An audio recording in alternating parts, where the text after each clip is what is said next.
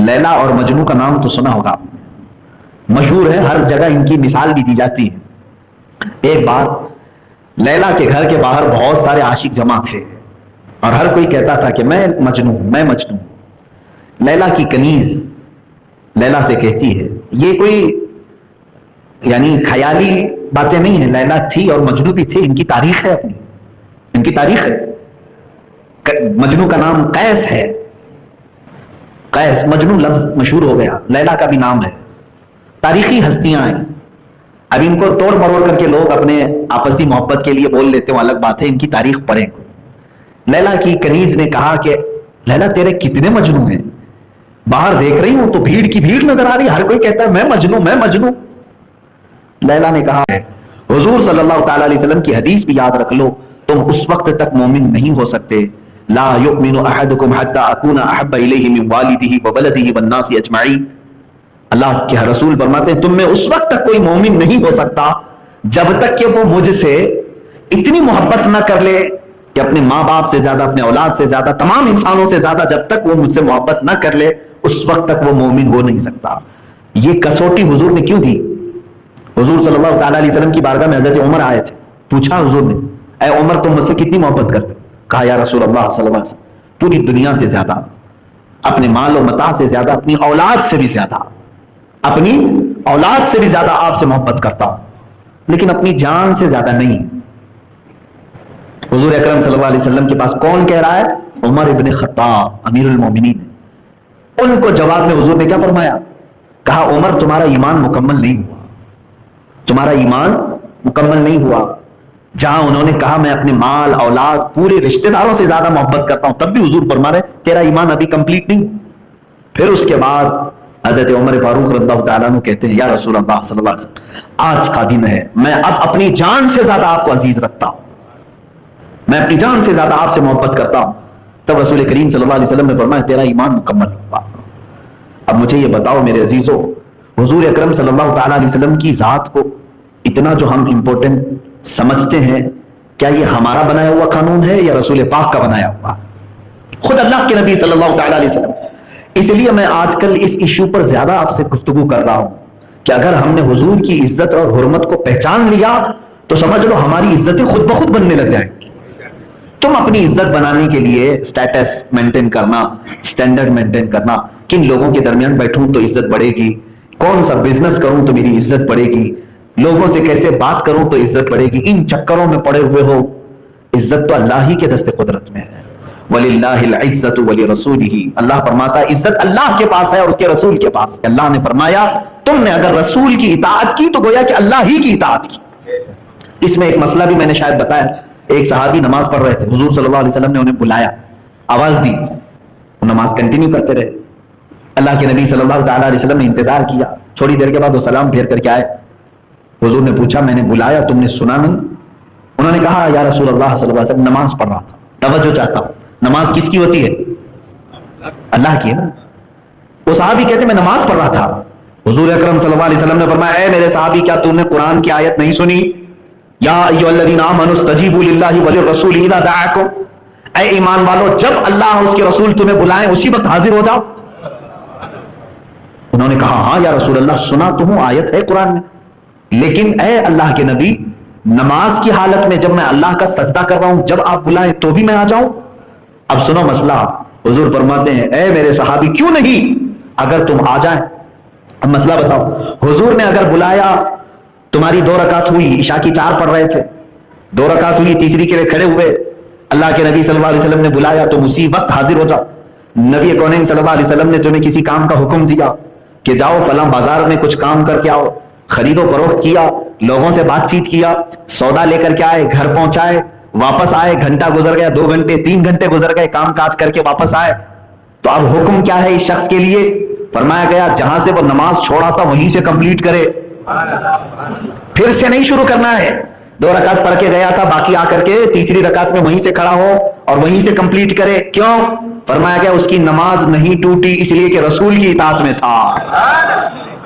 ارے میاں اگر ہم بات کر لیں تو نماز ٹوٹ جائے، ہم اگر چل کر کے مسجد سے باہر چلے گئے تو نماز टूट जाएगी, लेकिन नबी के हुक्म पर अगर तुम 2 घंटे तिजारत भी करते रहे तब भी नमाज नहीं टूटी। यही आयत कह रही है मैं युतीअ रसूल फक़द अता अल्लाह, जिसने रसूल का हुक्म माना गोया कि उसने अल्लाह ही की इबादत की है। अब यहाँ सहाबा इकराम रिज़वानुल्लाहि तआला अलैहिम अजमईन की बातें भी आती हैं। वो इस कदर दौड़ करके हुजूर के लिए हाजिर होते, अल्लाह अकबर, कि वो कान खड़े रखते कि अल्लाह के नबी अब किस बात का हुक्म दे रहे हैं, काश वो इताअत हमें दोबारा मिल जाती आज। सहाबा की बात तो देखें, शराब अभी हराम नहीं हुई थी। हजरत अनस रज़ियल्लाहु तआला अन्हु फरमाते हैं, कहते हैं कि मैं कहबा खाने जो होते थे शराब के, जैसे चाय की होटलें होती हैं इस तरह शराब की होटलें होती थी पहले। अभी इस्लाम में हराम नहीं थी शराब, स्टेप बाय स्टेप हराम की गई। हजरत अनस रज़ियल्लाहु तआला अन्हु कहते हैं कि मैं शराब के प्याले लोगों को भर करके देने का काम करता था। एक शाम लोग बैठे हुए थे, शराब का प्याला भर करके दिया जा रहा था।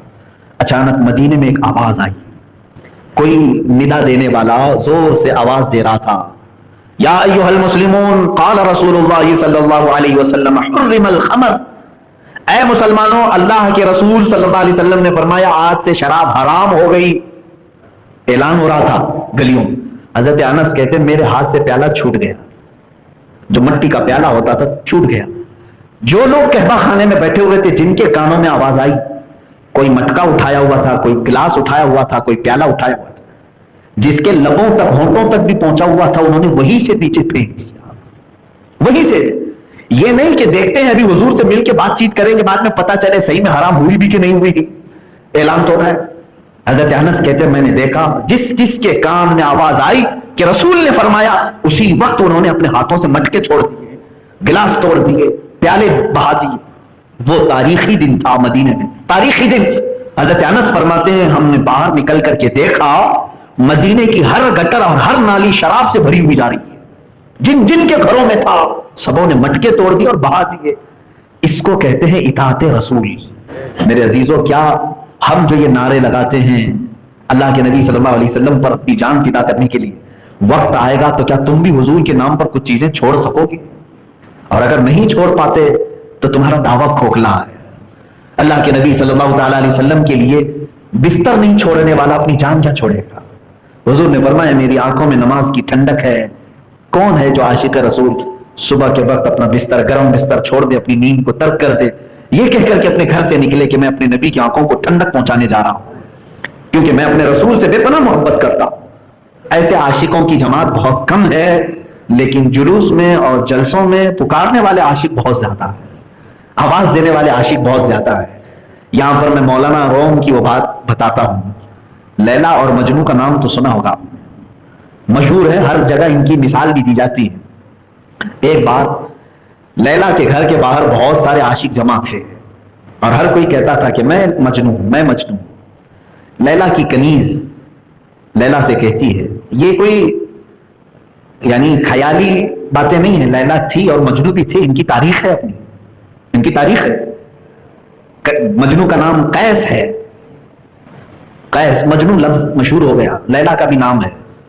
तारीखी हस्तियां हैं।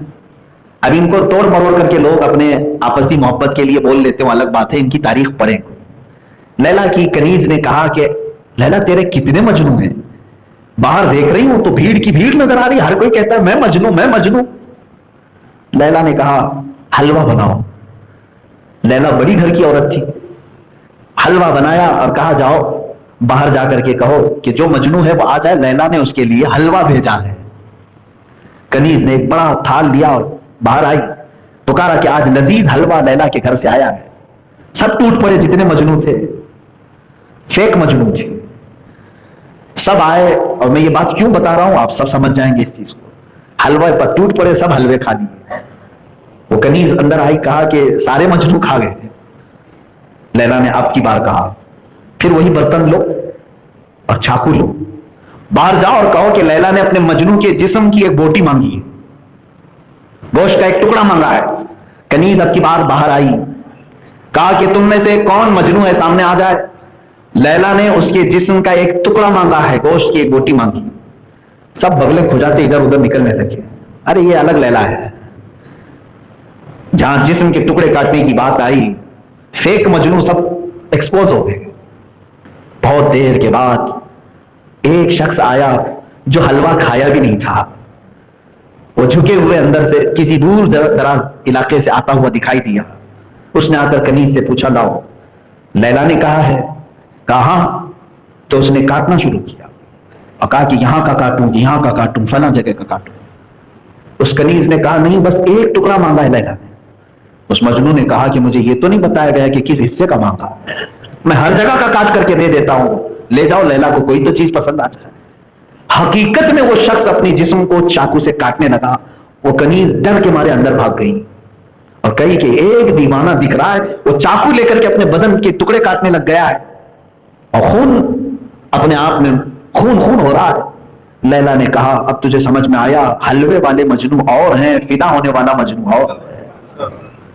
میرے عزیزو، اس بات کو بیان کر کے علماء اکرام نے یہی فرمایا، اس طرح بھیڑ بھاڑ کے عاشقوں کی جماعت بہت ہے. ان کو کھچڑے پہ جمع کر لو، ان کو نیاز پہ جمع کر لو، ان کو جلوس پہ جمع کر لو، نعرے پہ جمع کر لو، ہائے ہائے ہائے ہائے کرتے سب جمع ہو جائیں گے. جس دن نام رسول صلی اللہ تعالیٰ علیہ وسلم کے لیے کوئی قربانی تم سے مانگی جائے، ارے میاں ابھی تو میں گردن نہیں مانگ رہا ہوں کسی کی، نہ ہی تمہارا خون مانگ رہا ہوں، لیکن آؤ اپنے رسول کے لیے کم سے کم تم بستر چھوڑ کر کے دکھا دو، سمجھ میں آ جائے گا کہ عشق رسول کہاں تک پہنچا ہے، محبت رسول کہاں تک پہنچی ہے. یہ بات عجیب سی نہیں نظر آتی؟ تمہیں دنیاوی فلمیں اور گانے اور ایکٹر بھی پسند ہیں اور رسول بھی پسند ہے، ایسا کیسے ہو سکتا ہے؟ خدا کی عبادت کا سجدہ بھی اور شیطان سے یارانہ بھی، اس سے دوستی بھی. اب مجھے بتاؤ محشر میں کس سے کس چیز کا صلہ مانگو گے؟ عزیزان گرامی وقار، اب یہاں پر حضور اکرم صلی اللہ تعالیٰ علیہ وسلم کی اطاعت کی بات آئی ہے، اس لیے میں عرض کر رہا ہوں. وہ اطاعت الگ تھی جو صحابہ کے اندر تھی، وہ فدا ہو جاتے تھے، جان نچھاور کرتے تھے. جنگ احد کی بات میں بتاؤں، ایک صحابی میدان احد میں لڑتے لڑتے ان کا جسم پورا ختم ہو گیا، کھیما بن گیا تھا. میں یہ جو لفظ کہہ رہا ہوں بڑے احتیاط سے کہہ رہا ہوں، سب بوٹیاں ہو گئی تھی، کچھ نہیں باقی تھا، لاش بھی نہیں پتا چل پا رہی تھی، چہرے کا مسلح ہو گیا تھا، صرف ان کی انگلی کا ایک حصہ، انگلی کا پور یہ میدان میں گرا ہوا ملا. ان کی بہن آئی مدینہ طیبہ سے، صحابہ تو پہچان نہیں پائے. ان کی بہن نے کٹی ہوئی انگلی کا ایک ٹکڑا اٹھایا اور کہا یہ میرا بھائی ہے، میں اسے پہچانتی. کچھ بھی نہیں ملا باقی، کچھ نہیں.